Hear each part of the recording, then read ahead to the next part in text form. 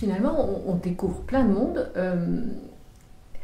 On en vient presque à oublier la légende Marie Curie.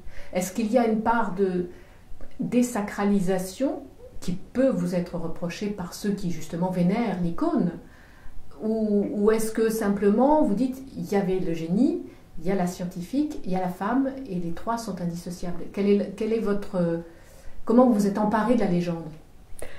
Eh bien, je n'ai pas regardé la légende, tout simplement. J'ai regardé la femme.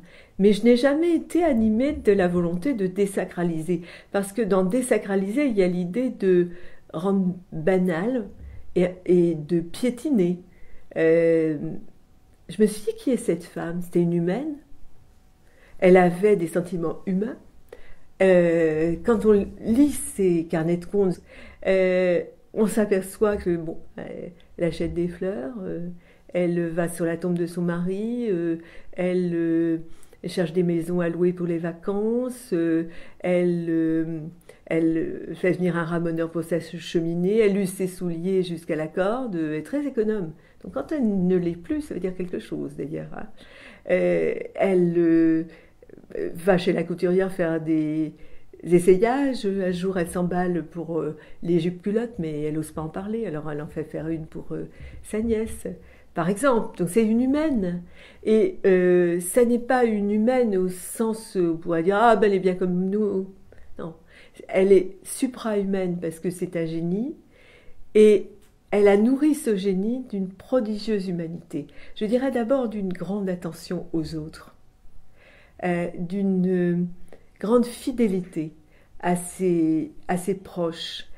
Elle arrive à sortir de ses propres préoccupations pour comprendre la douleur des autres. C'est une femme extrêmement sensible à la douleur. Donc je ne veux pas non plus construire une autre légende, mais mon idée, c'était, et ça demeure, parce qu'elle me reste infiniment proche, de la rendre présente. Quand, tournant les pages du livre, vous ayez l'impression d'être avec elle, mais cela sans démagogie non plus, dans le respect de ses chambres secrètes. Elle a des chambres secrètes. C'est comme la grande pyramide. Hein, on ne les ouvrira jamais. Et c'est très bien, parce que les humains sont aussi faits de secrets. Mais à travers ces impasses, on comprend aussi la femme qu'elle fut, pudique, passionnée, engagée.